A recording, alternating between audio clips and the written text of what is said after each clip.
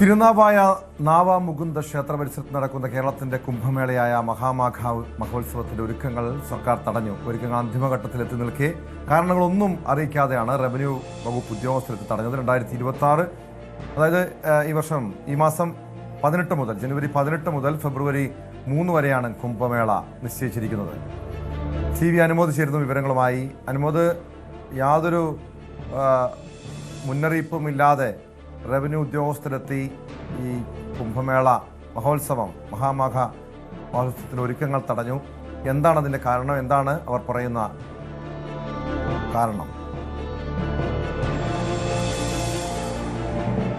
Tom, Thirunavaya Navamukunda ക്ഷേത്രത്തോട് ചേർന്നുള്ള നിളയുടെ മണൽപ്പരപ്പിലാണ് അവിടെയാണ് ഈ ഒരു കുംഭമേളയുടെ മറ്റു കാര്യങ്ങളൊക്കെ തന്നെ നിശ്ചയിച്ചിരുന്നത്. അതിനുവേണ്ടി അവിടെ ആ നിലം ഒരുക്കുക, മണൽക്കാട് നീക്കുകയും അതേപോലെ അവിടേക്ക് താൽക്കാലിക പാലം നിർമ്മിക്കുകയും തുടങ്ങിയ നടപടികളൊക്കെ അവിടെ പുരോഗമിച്ചിരുന്നു.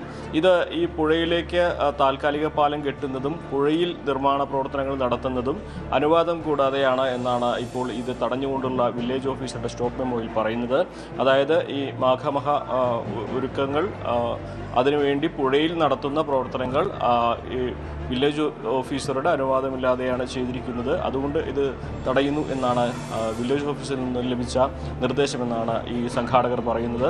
നമുക്കറിയാം, കേരളത്തിലെ ഏറ്റവും വലിയ ഒരു നദീ ഉത്സവമായിട്ട് ഈ കുംഭമേളയെ, മാഘമഹ ഉത്സവത്തെ മാറ്റാനായിരുന്നുള്ള സംഘാടകരുടെ ആലോചന. അതിനുവേണ്ടി തിരുനാവായ നാവാമുകുന്ദ ക്ഷേത്രത്തിൽ യോഗം ചേർന്നിരുന്നു. വിവിധ വകുപ്പിലെ ഉദ്യോഗസ്ഥർ ഇതിൽ പങ്കെടുത്തിരുന്നു. ലക്ഷക്കണക്കിന് വിശ്വാസികളും അതുപോലെ സന്യാസ സമൂഹത്തിലുള്ളവരും സാധാരണക്കാരൊക്കെ ഇതിൽ പങ്കെടുക്കുന്ന തരത്തിൽ ജനുവരി 18 മുതൽ ഫെബ്രുവരി 3 വരെ നീണ്ടു നിൽക്കുന്ന വലിയ ഒരു ആഘോഷമായി ഇതിനെ നടത്തുവാനായിരുന്നു ഉദ്ദേശിച്ചിരുന്നത്. അതിന് വേണ്ട മുന്നൊരുക്കങ്ങൾ നമുക്കറിയാം. തിരുനാവായ ഈ ഒരു ക്ഷേത്രത്തോടനുബന്ധിച്ച് പുഴയുടെ തീരത്ത് മാത്രമാണ് ഈ ഇത്രയും ആളുകളെ ഉൾക്കൊള്ളിച്ചുകൊണ്ടുള്ള ഈ ഒരു സംഗമം നടത്താൻ കഴിയുന്ന ഒരേ ഒരു സാഹചര്യമുള്ള സ്ഥലം. അതിനുവേണ്ട ഒരുക്കങ്ങൾ അവിടെ പുരോഗമിക്കുമ്പോഴാണ് ഇത് അനുവാദം കൂടാതെയാണ് ഈ പ്രവൃത്തികൾ നടക്കുന്നത് എന്ന് കാണിച്ച് വില്ലേജ് ഓഫീസർ സ്റ്റോപ്പ് മെമ്മോ നൽകി ഇത് നിർത്തിവച്ചിരിക്കുന്നത്. ഇതിനെതിരെ വലിയ പ്രതിഷേധം ഉയരാനുള്ള ഒരു സാധ്യതയുണ്ട്. പ്രത്യേകിച്ച് ആദ്യഘട്ടത്തിലെ യോഗത്തിൽ അധികൃതരെയൊക്കെ അറിയിച്ചുകൊണ്ടാണ് ഇത്തരത്തിലൊരു നീക്കം നടത്തുന്നതെന്ന് സംഘാടകർ വ്യക്തമാക്കിയിരുന്നു. അതിന് പിന്നാലെ തിരുവനന്തപുരത്ത് ഗവർണറെ വരെ ഈ ഒരു പരിപാടിക്ക് വേണ്ടി അവർ ക്ഷണിക്കുകയും ചെയ്തിരുന്നു.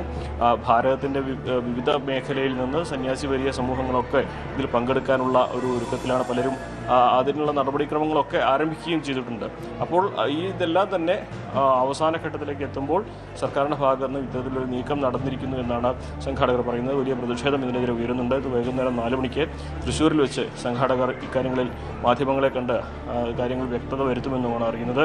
എന്നാണെങ്കിലും ഇത് വലിയ തോതിൽ പ്രതിഷേധം ഉയരാനിടയുള്ള ഒരു സാഹചര്യമായിട്ട് തന്നെ വേണം കാണുവാൻ. ടോം,